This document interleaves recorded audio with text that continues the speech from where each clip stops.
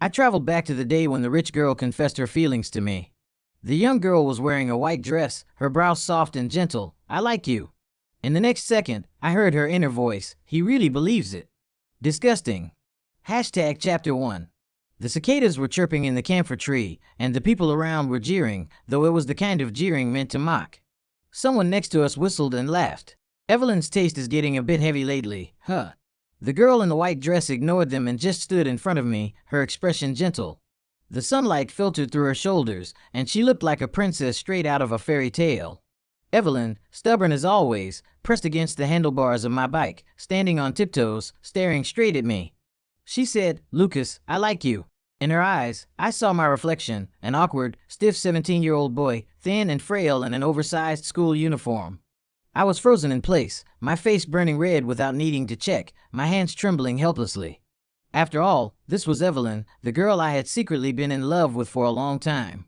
I was about to blurt out, "I like you too," when I heard the heart of the pure-looking girl in front of me. He really believes it. Disgusting. I was stunned for a moment and looked at Evelyn again. She was smiling gently, with no sign of the disgust she was feeling inside. She was waiting confidently for my reply. After all, everyone at South City High knew I was Evelyn's simp. Under everyone's watchful eyes, I suddenly took a step back. "Sorry, I don't like you." Evelyn's expression turned ugly for a moment. No one had ever rejected her before. Just then, a silver-haired girl walked by arrogantly, as if she hadn't noticed the drama unfolding here. I recognized her. She was the notorious school bully, the queen of our school, and Evelyn's arch-nemesis. I pointed at the school bully and said to Evelyn, "I like her type. You're too childish, you understand." I wobbled my bike's handlebars. "So, Evelyn, move aside." Evelyn must have been bewildered, not understanding how the boy who had adored her a second ago could now tell her to get lost. She stiffened, placing her hand on my handlebars, an intense unease showing between her delicate brows. She bit her lip and asked, "What's wrong with you?" She held onto my bike. I was afraid to pull too hard and accidentally hurt her, leaving me stuck in a dilemma. In the next second, however, the silver-haired girl reached over and grabbed my handlebars, yanking them free from Evelyn's grip with a twist of her wrist. "Didn't you hear him?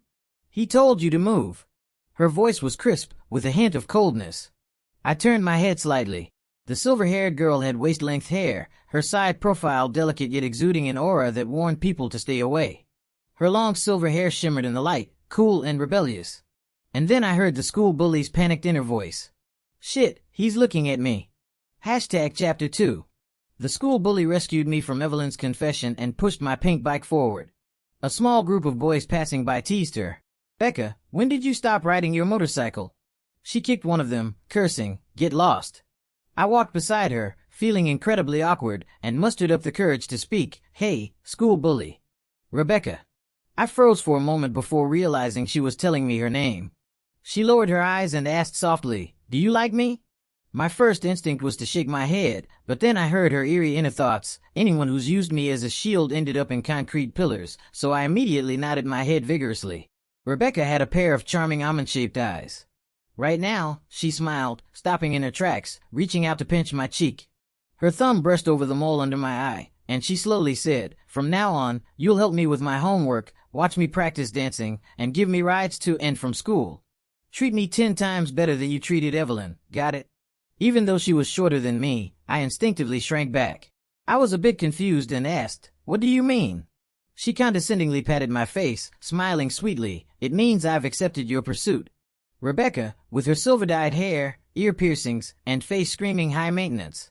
Suddenly, I felt like maybe going back to battle Evelyn was a better option. Hashtag Chapter 3. I followed the road back home, guided by my memories. This was the Villa District. I was 17 when they brought me back from the countryside. At 17, I didn't understand many things, like why my mother was the legitimate wife, yet I had an older half-brother, Diego, who was just a few months older than me. Everyone liked Diego, including Evelyn. Evelyn and Diego were childhood sweethearts from the beginning.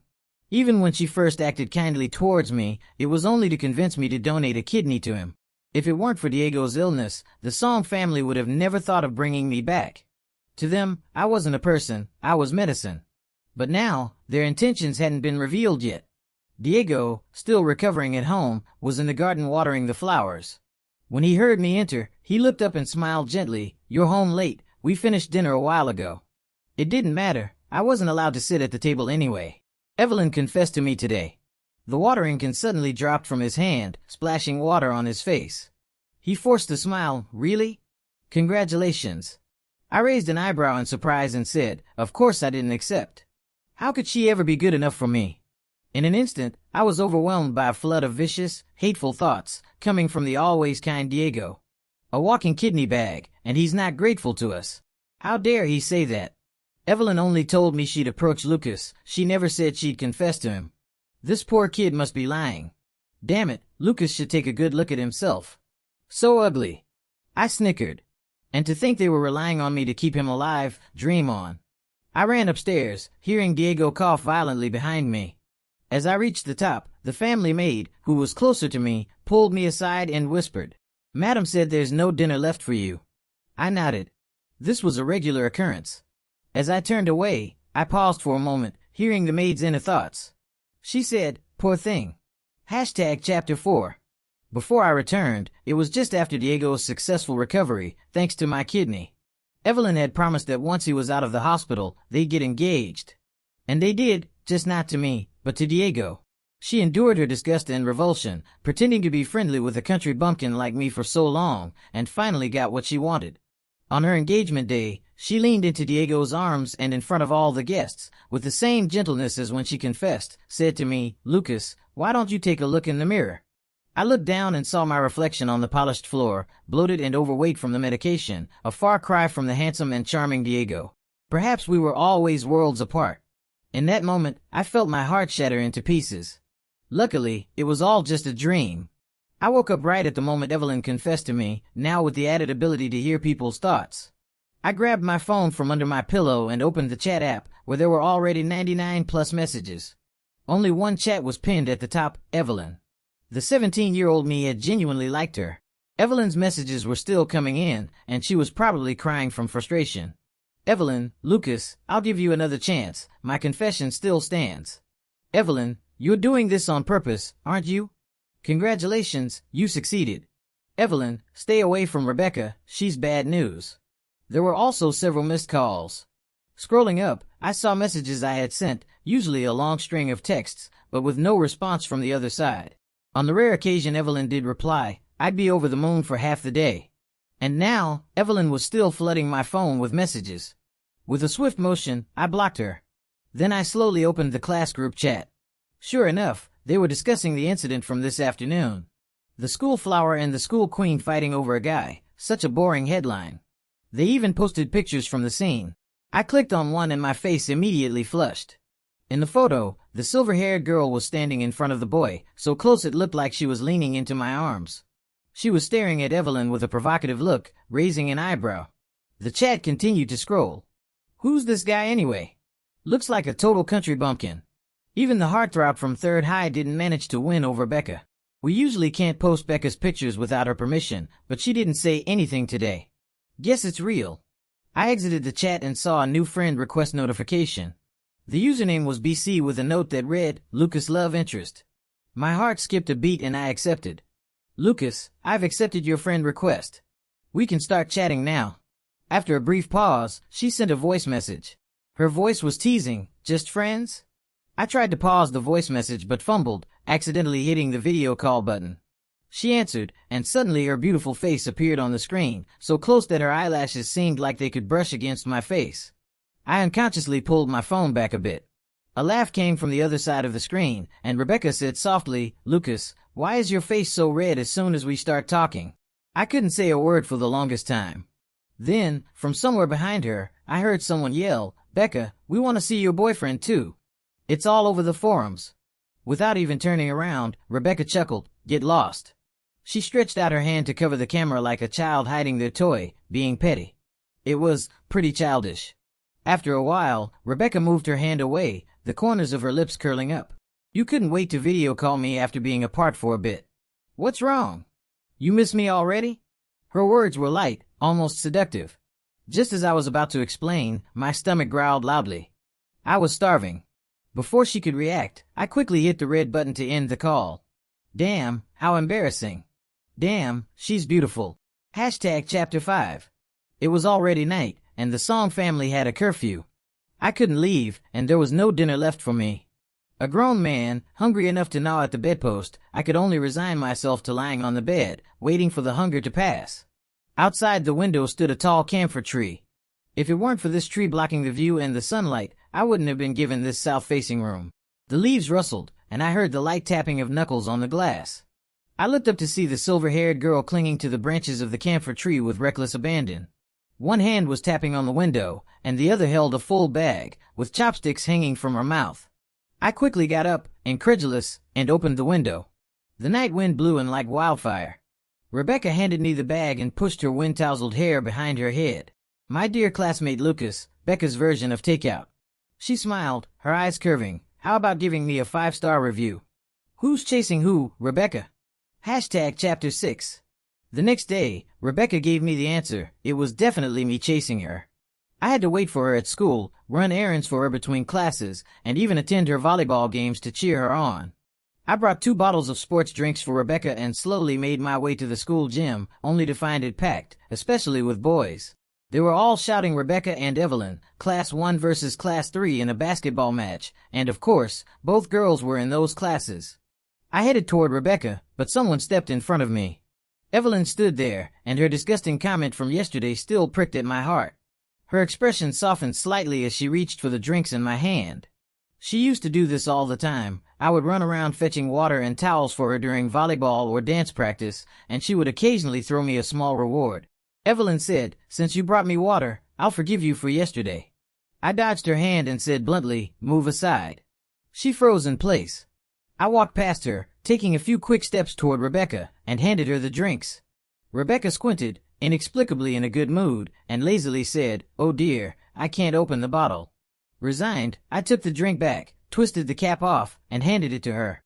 Rebecca tilted her head back and took a sip, her beautiful lips curling into a smile as she snickered at something behind me. Suddenly, I heard her thoughts. Ugh, I can't stand people who overthink. I turned around, and sure enough, Evelyn was still standing there, looking a bit flustered. Her face was red with anger, and when she noticed me looking, she averted her eyes. She was upset, and I was thrilled. Chapter 7. Rebecca was in top form, unstoppable, a total sports goddess. The gym was filled with waves of cheers. Evelyn, on the other hand, seemed unusually distracted, frequently glancing toward the audience where we were sitting. She was practically crushed. Rebecca's team won without any suspense. After the game, Rebecca walked over to me, her hair tied up in a rare high ponytail, looking radiant and youthful. I handed her some water, and she leaned down, beckoning me with a finger. I obediently leaned closer, my face and neck enveloped by her scent. Rebecca draped her arm over my shoulder, playfully pouting, "You watched my game, and you've got nothing to say?" I blinked, while the guys nearby had been shouting, "Becca is so cool," for half an hour. I looked up at her and hesitantly said, "Becca is cool." In the next second, something covered my head. It was Rebecca's school jacket, which she had left by the sidelines before the game. The scent of her soap filled the air around me. I heard someone rush over to check on her. "Becca, why are your ears and face so red? Are you feeling unwell?" Rebecca, rare in her embarrassment, snapped, "Stop talking." Chapter 8. Life without Evelyn at the center was so much easier. My earliest memory of Rebecca was from the time I came out of a convenience store and stumbled upon her fighting with students from another school. I crouched against the wall, scared of getting caught in the crossfire. When it was finally quiet, I dared to look up. Rebecca was the only one left standing. She leaned against the wall, looking at me with a smirk. I was a tall guy, over 6 feet. What was I scared of? Okay, I was scared. Rebecca asked, "Got a Band-Aid?" I did. After hesitating for a moment, I walked over and handed her one.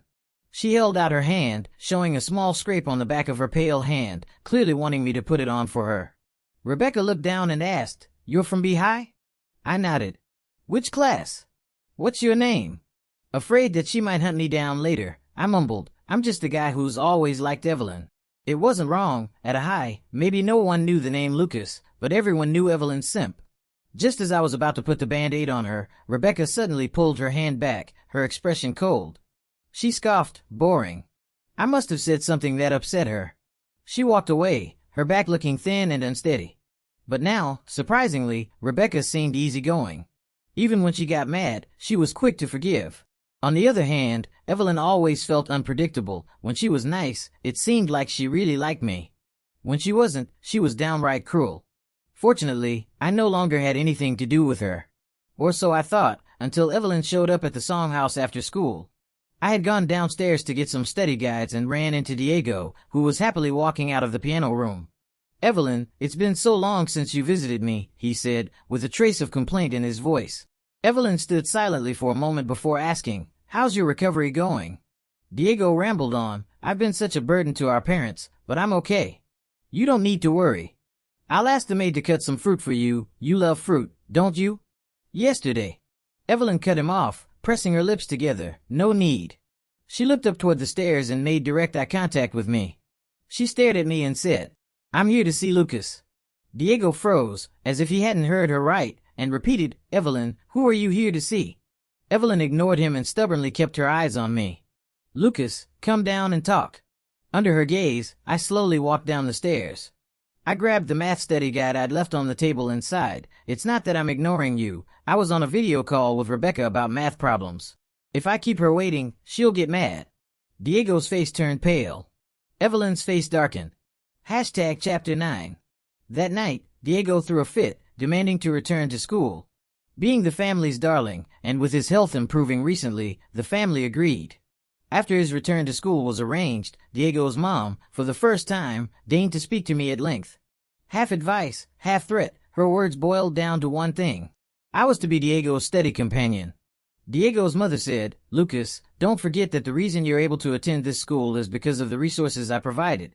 She had always looked down on me as some country bumpkin and never really took me seriously. My dad only got where he was thanks to Diego's mom, a wealthy heiress, so her status was naturally higher. I nodded in silence. When the conversation ended, my dad finally spoke, calling my name. "Lucas." I turned around. He said, "Don't call Diego your brother at school. It's hard to explain. Same father, two brothers, just a few months apart. Who could explain that?" Chapter 10. Diego's return to school stirred up quite the commotion. He had taken a break for half a semester due to his illness, but during his time at school, he had been a figure of influence. He and Evelyn were in the same class, and lately, they had been appearing inseparably together. Naturally, the rumors between me and Evelyn quickly died down. Diego, backed by his parents, freely ordered me around. Living under their roof, I had no choice but to comply. On a scorching summer afternoon, I had to run errands to buy ice cream for him and his gang. By the time I returned, drenched in sweat, they were laughing with their feet on my desk. "That Lucas, you can tell he's a poor kid from the countryside. First clinging to Evelyn, now hanging out with Rebecca. Lucas's grades are terrible. He's nothing compared to Diego. Evelyn and Diego are childhood sweethearts. Diego, what's Lucas to you anyway? I've never seen a dog so obedient." They laughed again, as if they had just heard the world's funniest joke. One of them kicked my desk again. Suddenly, someone said, "Hey, Diego, Lucas has the same last name as you, he." Diego's smile froze for a moment but quickly returned to normal. "Lucas is the son of our driver. My dad pulled some strings to get him into this school." I interrupted their praises of Diego's kindness and put the now melted ice cream on the table. Diego flicked the contents with his fingers and said, "Lucas, it's all melted. Do me a favor and go get some more?" Even though I relied on the He family's money to attend school, I couldn't swallow my anger anymore. I was ready to flip the table when a sweet voice rang out, uncharacteristically stern. Evelyn said, "Diego, that's enough." The room fell silent. Diego couldn't keep up his smile anymore. "Evelyn, you know he's..." He swallowed the rest of his words. For some reason, when he looked at Evelyn, he didn't dare finish. I heard Diego's inner thoughts, a mix of anger and frustration. He was thinking, Evelyn and I have been through the same thing. Why is her attitude changing? I glanced at Evelyn, confused about why she was speaking up for me. Maybe they had switched tactics, one playing the good cop, the other the bad. Slowly, I said, "What's so over the top about this? You've done worse before, haven't you? Back when I was chasing after Evelyn, she was awful. She once made me go buy coffee in a raging storm, and when I returned, drenched but with the coffee intact, she barely glanced at me and said, 'Lucas, the coffee's cold.'" Evelyn clearly remembered it too. The room grew colder, and no one dared speak. Suddenly, I felt someone's arm hook around my neck from behind, pulling me against the soft, feminine body. The silver-haired girl, Rebecca, was smiling, but her gaze was fierce. "So this is where you've been, running errands for people." Rebecca scanned the room. Everyone she looked at paled. To this day, the school forums were still buzzing with posts about Rebecca. Her reputation as the school's queen was widespread. Making him run errands? Rebecca's voice was sharp, enunciating every word. "Are you even worthy?" Chapter 11.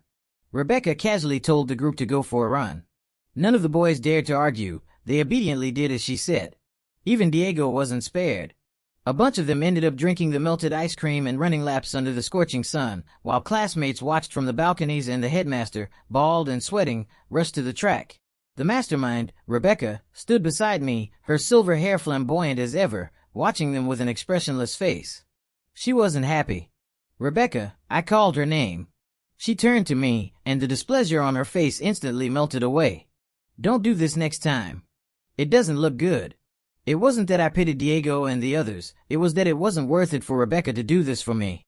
Since my mom died, I'd been self-reliant, and no one had ever treated me so kindly.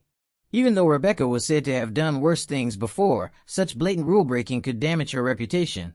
Rebecca rested her chin in her hand and leaned in close, so close I could count her eyelashes. I saw my reflection in her eyes. "Did it feel good, Diego?" she asked. I hesitated for a moment. It did. Rebecca smiled like a cat who'd just caught a mouse. "Then it was worth it." Chapter 12. After Rebecca stepped in, Diego didn't dare boss me around anymore. Even at home, he was too scared to tattle. Just hearing Rebecca's name was enough to shut him up. Maybe what I said to Evelyn had also struck a nerve, because she stopped bothering me too. Occasionally, I'd see Evelyn and Diego walking together at school. One moment, Diego would be all gentlemanly with her, the next, he'd look at me with nothing but disgust. He must have had a natural talent for changing his expression, like one of those face-changing opera performers. But Evelyn didn't seem as close to him as I'd imagined. Not that it mattered to me anymore. I had one task: study hard. Well, maybe now I had another task, helping my struggling classmate Rebecca with her studies. On the day of the monthly exam results, the bulletin board was crowded. I hadn't done well in the past, but during my bedridden days, I had spent all my time reading high school textbooks, hoping to retake the college entrance exams one day. So this time, I was eager to see where I ranked. Diego and his group were crowded around the top of the board. "Diego, you're ranked 29th in the year. That's amazing." Of course, it was amazing. The Song family had hired top tutors for him. First place, as expected, goes to Evelyn. They turned around and saw me, searching from the bottom of the list, snickering. I heard Diego's smooth mocking voice. Some people at least know their place, looking for their name where it belongs. Suddenly, someone tugged on his sleeve and cursed softly. "Diego, his rank is ahead of yours." I was just a few spots above Diego. He stared at the board, stunned, unable to believe it. "Someone read my ranking out loud, Lucas, 20th. I couldn't believe it was that high. I suppressed my excitement and finally found Rebecca's name. She had jumped to the middle of the pack. Lucas's tutoring sessions were working. I turned around and saw Rebecca walking down the corridor with a group of girls. Afraid she wouldn't see me, I waved and happily called her name, Rebecca. She looked up and met my gaze. "You ranked 300th, I puffed out my chest, proud. "You got 300th place, Rebecca." Rebecca's steps faltered, and the girls around her started teasing her, nudging her with their elbows. "Becca, the guy you like is so cute." Rebecca looked at me, and under everyone's watchful eyes, her face turned bright red in an instant. I heard Rebecca's inner voice, a little annoyed. She was thinking, "Damn it, he's way too good at flirting." Chapter 13. Many people liked Rebecca, but most of them admired her from afar due to her bad reputation. However, today, one of the few who openly liked her came to find me. It was David, the heartthrob from the neighboring ThoughtsHe, who had acted in a few well-known youth dramas. I had heard that Rebecca had once fought for him, but for some reason, they never got together. Early in the morning, David was waiting for me at the school gate. Rebecca and I usually went to school together now, but today she had gone to the convenience store, and I was waiting for her at the gate. I never expected David to show up first. David was good-looking, in that bad boy kind of way. "You must be Lucas," he said. I nodded. David got straight to the point. "You can't win against me, so just stay away from Rebecca. Becca's cold on the outside but kind on the inside, and sometimes she just pities people, which can give the wrong impression. Besides, it was all over the forums last night." If I were you, I'd be too ashamed to show my face at school. Becca's only interested in you for the moment. If you keep pushing, you'll only embarrass yourself. Forums? What forums? Before I could respond, David's eyes lit up as he looked past me, calling out, Becca. Before I could react, a cup of soy milk and a bun were shoved into my hands, and the silver-haired girl appeared at my side, biting on a carton of milk, stuffing a handful of candy into my pocket, and zipping up my half-open backpack. Rebecca didn't even look at David and mumbled through the milk carton, "What are you talking about?" Her actions were so smooth, as if she had done them countless times before. David stared at Rebecca's hand as she zipped up my bag, his face turning pale. "Becca, you don't let anyone get that close to you. How can you do these things for him?" Rebecca rolled her eyes in exasperation and spat out 2 words. "Who are you?" Chapter 14. It turns out being a celebrity doesn't help with mental resilience. Rebecca's few words left David devastated. As Rebecca and I walked toward the school, she suddenly spoke, her tone proud. "I don't know him. I never fought for him either. Those were just rumors. The only person I've ever stood up for is you." I was taken aback, realizing that Rebecca was explaining herself to me. I looked up at Rebecca, her light-colored hair making her skin appear even paler. She lazily added, "I'm not like some people who liked someone else before liking me." Luckily, they realized their mistake in time. I wasn't sure who she was throwing shade at, but in the end, she shot me a glance and teased, "Right, Lucas?" Chapter 15. After the morning's drama, I couldn't shake a sense of unease. As soon as I walked into school, I felt something was off. It was especially noticeable during the breaks. People's stares were odd, and I could hear the thoughts around me. Lucas is actually an illegitimate child. No wonder he's two-timing. It's in his blood. If I were him, I wouldn't dare show my face in front of Diego, let alone attend the same school. Oh my God, so disgusting. I realized what had happened and quickly checked my phone in the bathroom. Sure enough, there was a trending post on the forum exposing Lucas, the illegitimate child of a high, who's two-timing. The post was anonymous, written by someone claiming to be a regular classmate who couldn't stand Lucas anymore. It presented a twisted, dramatic version of my life, turning everything upside down. It claimed Diego's parents were the true loving couple, while my mother had schemed to marry into the Song family by having me. It painted Diego as the innocent victim, sick because of my mother's actions, while I shamelessly pursued both Evelyn and Rebecca at the same time. No need to look at the comments, they were all insults. I was so angry my head felt foggy. None of it was true. In reality, it was Diego's mother who had set her sights on my dad when he was newly married. She became the other woman, and eventually, they ran off together. My dad never looked back, leaving us behind. My mother, even until her death, still hoped he would change his mind. I left the bathroom and washed my face at the sink. Someone handed me a tissue. It was Evelyn. She spoke softly, "I've already asked someone to handle the forum post. Don't worry." I looked at her reflection in the mirror, her white shirt and gentle expression. "You knew about this all along?" I was referring to the content in the post. Evelyn closed her eyes briefly, a self-loathing look on her face, and nodded, "I'll make sure this is suppressed. No one will talk about your background anymore. Don't be mad at me, Lucas. Once this blows over, let's just pretend it never happened, okay?" She didn't even bother asking me if it was true. She had already assumed it was a fact. She opened her eyes again, looking at me softly. "You see, I've been helping you from the moment we first met. Come back to me, Lucas." I wiped my face, threw the tissue in the trash, and turned to her calmly. "Evelyn, I'm not an illegitimate child." Chapter 16. From the moment we first met, Evelyn had always helped me. When I first arrived here, I couldn't even find the Song family's house and got lost in the Villa district, chased all over by some neighbor's dog. My mom had died of rabies, so I had always been terrified of dogs. That day, it had started raining. I ran and dropped all my ragged belongings along the way. The dog knocked me down, but then I heard a whistle, and the dog immediately jumped off me, happily running away. As I shakily gathered my things in the rain, tears streaming down my face, an umbrella appeared above me. The hand holding the umbrella was slender, and the girl standing there in a white dress was cold and elegant. For a moment, I felt ashamed of myself. "Did you chase the dog away? Did you save me? What's your name?" She said, "I'm Evelyn." After that, I lived under the Song family's roof, ignored at school, but Evelyn always helped me. I stuck by her side. Maybe even I couldn't tell if what I felt for her was love. After all, from the start, she had her own motives. Evelyn was complicated. Sometimes I thought she liked me, she even wrote her name in my textbooks. But the next second, she'd get mad and scratch it out. I always knew she was disgusted by something about me, but I never knew what. Now I understood. She had always believed I was an illegitimate child, that the blood in my veins was dirty. Loving Evelyn was worse than loving a dog. Chapter 17. I walked straight to Class 1's door and, as expected, found a crowd gathered around Diego. He looked forlorn and pitiful, while everyone around him was busy comforting him. When they saw me standing at the door, they glared at me. Thanks to Rebecca's intervention last time, no one dared to insult me openly, afraid of getting on the wrong side of the school's queen. Diego had always put on a good front with me, but lately, something had changed. First, he made a fuss about returning to school, then there was the ice cream incident. Our pretense of civility was completely shattered. He looked up at me, his eyes red, his knuckles white from clenching his fists. "Lucas, can't you leave my family alone?" I heard his inner thoughts again, half angry, half hurt. Diego was thinking, Evelyn just went to see him. He used to hate illegitimate children as much as I did. How did things end up like this?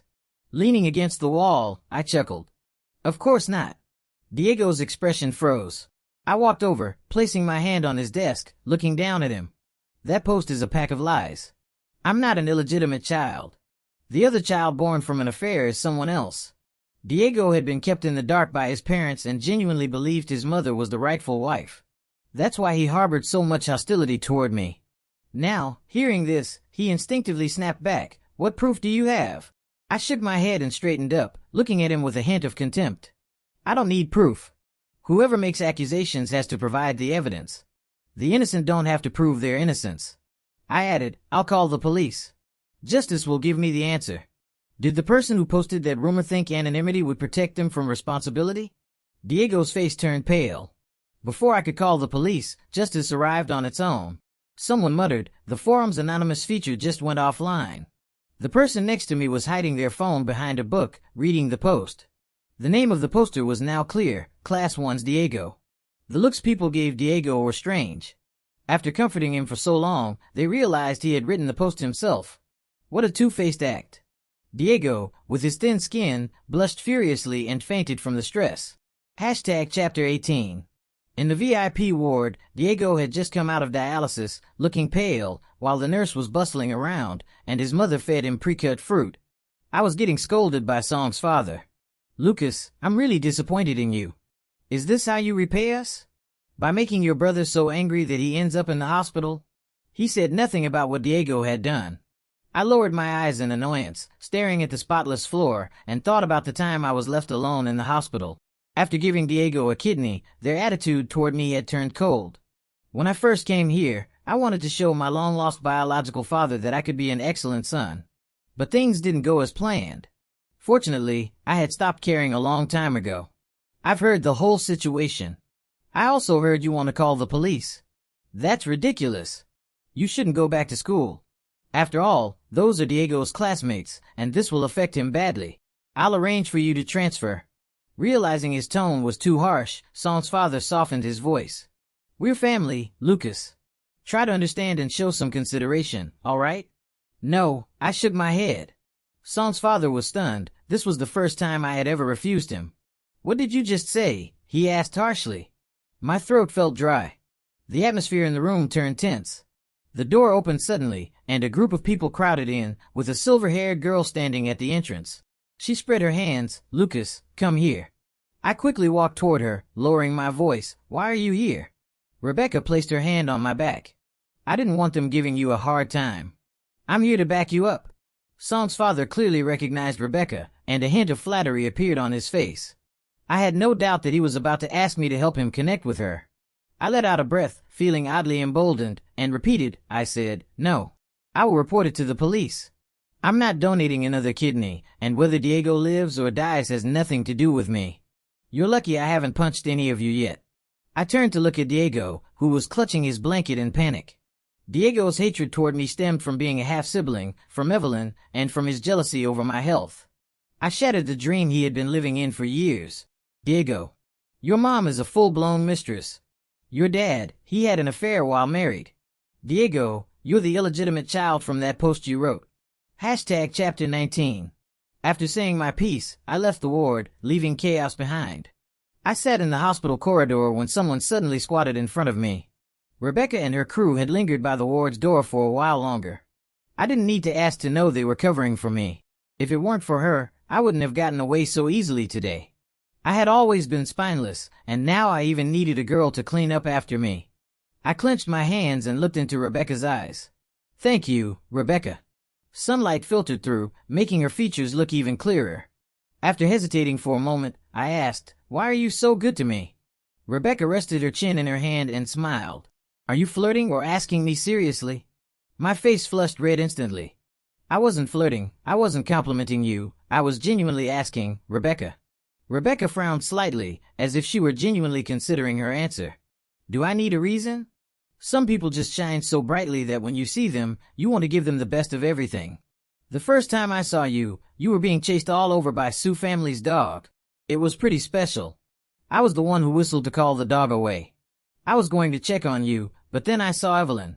She annoyed me, so I left. If I had known it was you, I wouldn't have turned around. If I had known it was Lucas, I wouldn't have let anyone else get ahead of me.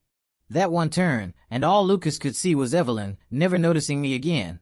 I watched him run errands for Evelyn, saw him get hurt but still like her, watched them look like a couple, and I had no choice but to step aside. My expression shifted slightly, realizing Rebecca had helped me before Evelyn even got involved. I waited for her to continue, but she didn't. Instead, she looked at me with clear, playful eyes. And then? Why so eager to know my feelings, Lucas? Rebecca stood up, pretending to speak casually. That Sioux family dog is usually very well behaved and never runs off. It listens to its owner. Chapter 20. Rebecca took me to the police station to file a report, and the forum post remained up. Apparently, Diego had tried to delete it several times, but it couldn't be removed, just like when the forum's anonymous feature bugged out and got disabled that day. The comments had already turned against him. Rebecca and I had a good laugh over the content of the post. She scoffed at the part about me two-timing, coldly saying, "Evelyn, a boat worth stepping on? Please." The case was resolved quickly. Not only did Diego have to issue a public apology, but I also received financial compensation. It wasn't much, but it was enough to free me from the Song family's control, covering my tuition and living expenses. Diego admitted to making up the rumors, which was also an indirect admission that he was the real illegitimate child. After that, his condition worsened. Adding insult to injury, the Song family's business suddenly took a nosedive. But none of that mattered to me. I was enjoying my compensation from the Song family, sipping on a carton of yogurt while typing on my phone. Lucas, I knew justice would prevail. Rebecca, and what about me? I thought for a moment, smiled, and typed, Becca will always lead me to justice. There was no reply for a long time. I set my phone aside and focused on my homework. When I remembered to check again, a new message had been sitting there for a while. Rebecca had sent a voice message. Her voice was sweet as it flowed through the speaker. Lucas, what should I do? It feels like you're about to catch up to me. Chapter 21. Under the camphor tree, the girl in the white dress, Evelyn, had been standing for a long time. The dappled sunlight falling on her was soft. As I walked past, she called my name, stopping me in my tracks. I turned around, not understanding why. Evelyn's expression was complicated, as if she felt a sense of relief, but also something else. Sorry, she murmured, biting her lip. I never thought I would hear Evelyn say those two words. She didn't look as hard to approach as Rebecca, but deep down, she was prouder than anyone, the kind of person who'd rather die than lower her head. Patiently, I asked, is it because you misunderstood that I was an illegitimate child? Evelyn stared at me for several seconds, her eyes welling up with tears. For everything that happened before. Diego had been telling me for years that he had a half-brother. I took his word for it. Seeing that I showed no reaction, Evelyn lowered her eyes, looking fragile like glass. Have you met my little brother? Before I came back in time, yes, I had. He was an adorable chubby kid who liked chasing after Evelyn, but Evelyn treated him indifferently, even cruelly. After a pause, Evelyn spoke, reopening an old wound. He's the child of the woman my father kept outside our home. It dawned on me that Evelyn's conflicting attitude toward me was her way of projecting her own pain. She had even helped the Song family deceive me because in her eyes, it was something I owed them. Evelyn, I suddenly called her name, giving her a gentle smile. She looked up, holding her breath. It had been a long time since she'd seen me smile at her. I could hear the bitterness in her heart, but I really, truly like Lucas. I like you, I said, watching as Evelyn's eyes lit up. I let out a sneer. Did you really believe that? Disgusting. Evelyn needed to understand that some things can't be fixed with a simple apology. I threw those same words back at her. Evelyn staggered slightly, staring at me in silence and pain. Perhaps, in that moment, she finally realized what she had lost. Lucas, a lazy voice called from behind me, tinged with irritation. I turned around quickly to see Rebecca standing not far behind us, holding a strawberry-flavored ice cream. Her beautiful face was cold, and I suddenly felt like I had been caught cheating. Forgetting Evelyn, I quickly walked toward Rebecca. Just 2 steps away from her, she suddenly threw herself into my arms. I caught her, steadying her, but I heard her let out a small cry of pain. I immediately looked down. Did you hurt yourself? Where does it hurt? Rebecca took my hand, slowly guiding it to her chest, just above her heart. Under my palm, I felt her soft skin and the intense, rapid beating of her heart. I looked up to see that there wasn't a trace of pain on her face. Instead, she tilted her head, her expression playful and mischievous. It hurts right here. I sighed helplessly. Rebecca pouted. Dear Lucas, I can understand that there are other girls around you. After all, we're not officially together.